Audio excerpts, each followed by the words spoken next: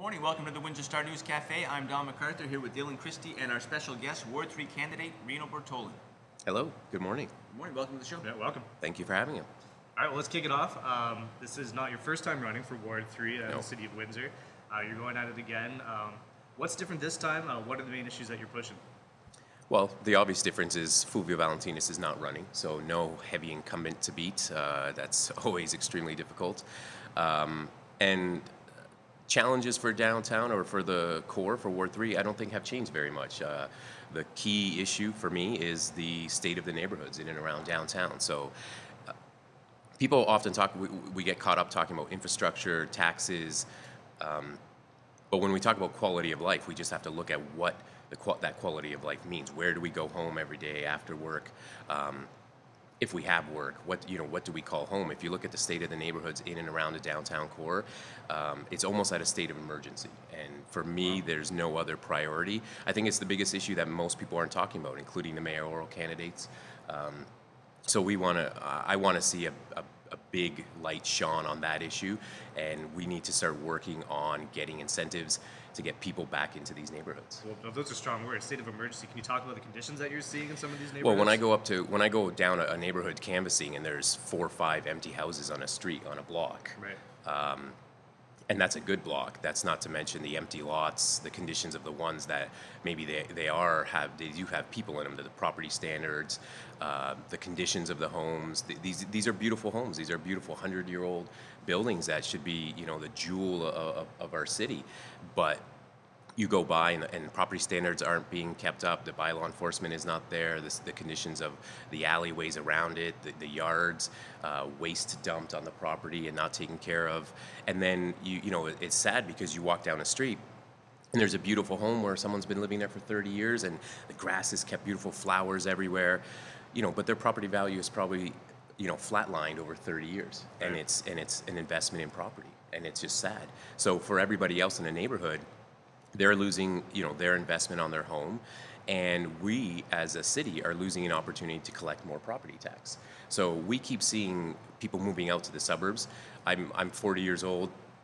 The population is the same today as it was when I was born. Mm-hmm. So how are we not growing? And there's a unique situation with with our county neighbors, but at the same time, Windsor, especially the core, has a lot to offer. So when people are moving to this area, when we're trying to lure retirees from Toronto, we should be luring them to the core neighborhoods. It's a missed opportunity as well because it's just more tax revenue. So people it comes back to, if we're going to pay for infrastructure, where's it going to come from? Are we going to increase taxes? But let's talk about increasing revenues. So if we're bringing more people to these neighborhoods, if the property values are going up, the assessments are going up, we're collecting more taxes.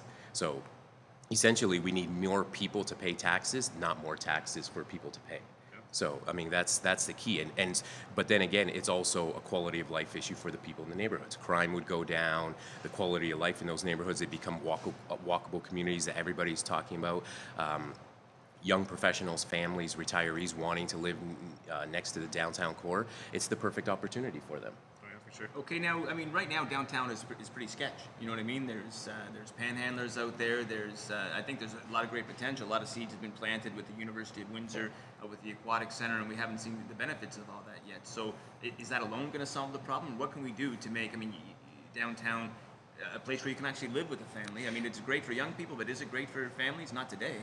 No, not today, but that's my point. I guess the reality is unless we come up with an active policy to change the direction it's headed, it will continue to be sketch, as you put it. So, and it's not just the downtown as far as the business district, I'm talking about the neighborhoods around it. So it's offering incentives.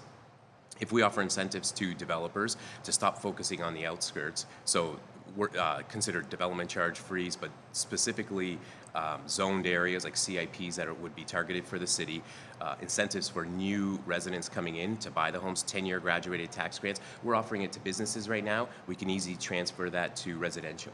So when someone's making a decision to move, and if they can save thousands of dollars on taxes over a 10-year period, it would be definitely a consideration. And then for the people who are already living in the neighborhood, you're offering them renovation grants or loans, so that if you have a home that you really love and you are considering remodeling, but you don't believe in the neighborhood, we will help you with those renovations based on the new assessment that the city will be getting from you. So, I mean, those are part of it. And then at the same time, it's always working again with the businesses in the core, luring more businesses. But the one thing that businesses want more than anything else is customers. The BIA focuses on giving free rent, 6 months free rent, or storefront improvements. Those are all great programs. But the number one concern that any business wants is to have customers. So if there's an influx of people in the area, not just the downtown, but in the neighboring communities, you will see retail and business and commercial things come back to the downtown core. Okay, and where are you on the panhandlers? I mean, Fulvio Valentina's got into a shouting match with some of them out there. It's a free country. So where do you stand on it? The reality is it's not an issue just of panhandling. It's a poverty issue. It's an issue that's bigger than just coming down here and say, please move down the street. We need to work with all the local agencies. They've done a lot of studies. It's frustrating to see when councillors bring up motions to say, we'll make a panhandler free zone, because it's already been proven through the courts and through the Canadian Supreme Court that you can't do that. So trying to do those sorts of things are Band-Aid solutions to a big problem. Work with the agencies in the city to figure out what the best way to attack the problem is. I'm not an expert on poverty. I wouldn't expect to be the one to come to for an answer, but I would love to sit down and bring everybody to the table that is, to say how can we figure out a solution to this. Excellent. No, I think that's great. Quickly, while you have the mic, you're going door to door, you're canvassing. What are some of the issues, other than the ones that you've mentioned, that you're hearing? Can you just talk to that? Surprisingly, it's, you hear a lot of times that people don't want they've been called fringe issues or things like that, but people want cycling paths, they want safer walking areas, they want the extras, they want the investment in their neighborhoods. I mean, obviously there are neighborhoods I go to which still have flooding as issues. There are neighborhoods where the roads are deplorable, and so people want those things taken care of, but they do want the extras, or the extras that they consider just part of a good neighborhood. So another interesting thing that downtown has that a lot of the other areas of the city don't are alleyways. So it's the conditions of the alleyways as well. I mean, if the city is going to continue to use them either for garbage pickup and things like that, the condition of the alleyways, if you're driving through the alley to park in your garage, and you have to go through huge potholes and just the lighting issues, the safety issues back there. So alleyways are a unique aspect to downtown that a lot of other neighborhoods don't deal with. But those are the main concerns do come back to the infrastructure and the little things like the alleyways, the trees, a lot of trees in the neighborhood that were coming down. So, sort of the basics, but they do care about the neighborhood, enhancing things like bike paths. I mean, I've actually been surprised at how many people bring up things like bike paths without being asked. Yeah, so, absolutely. Are you affiliated with any political party? For my campaign, no. Okay, but beyond your campaign, I remember I saw a lot of liberal favorable tweets in the past. Yes. Are you a liberal card-carrying liberal? Federal. Not to hold it federal. against you. No, federal, yes. Get it out there? Yep. Okay. Auditor General. Where are you on the Auditor Yes. General? And also, I think you might have some strong words maybe for Fortress Enwin, so maybe close with that. Auditor General, definitely need it back. The issue with the Auditor General, I mean, we've, as a panelist on Rose City Politics from day one, we've been against getting rid of it. What people seem to attach themselves to it as, we need an Auditor General to get rid of corruption and all these bigger things. That's not the reality. The reality is an Auditor General, they do a good job because they find the pennies where there are inefficiencies. So daily interactions, the way things operate at City Hall, the different departments, all those things, having an independent auditor to go about his or her duties to say, we should look at this, we should look at this isn't working, this should be working better. How can we not benefit from that? There have been cases across the province, and even for Sheila Fraser's a rock star in this country as far as what she's been able to do in her position as a Canadian Auditor General. So when we're looking at it, in the long run, the Auditor General pays for itself. When it comes down to an issue of cost, it's an interesting thing to use cost. Like it's cost prohibitive when they were doing the analysis, because it's not something that needs or deserves to be costed. If you're going to hire an auditor or an audit team to audit something, it will by definition have limitations. So an independent auditor can go about his or her business, set the budget, and work from there. So it's a no-brainer for me. It needs to come back. It's nothing but good to have it back. Perfect. Well, we just had John Milson on the show. He's saying that he wants to, well, he won't receive pay from sitting on NWIN and walk boards. How do you feel about that? Is that something that you see being realistic, or? Sure. The other half of the conversation has to be, though, I mean, if we're going to talk about, the problem I have is that sometimes it can be a good soundbite. When we're looking at it, if you take all those board payments, whether it be between all the councillors and the mayor, you're probably looking in the $180,000 a year range.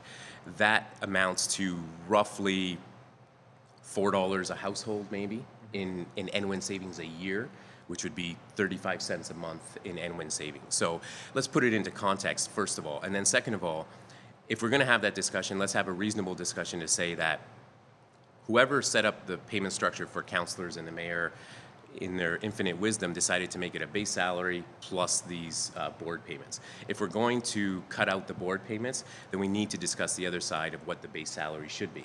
And it might be a great time to open up the discussion on how we structure it.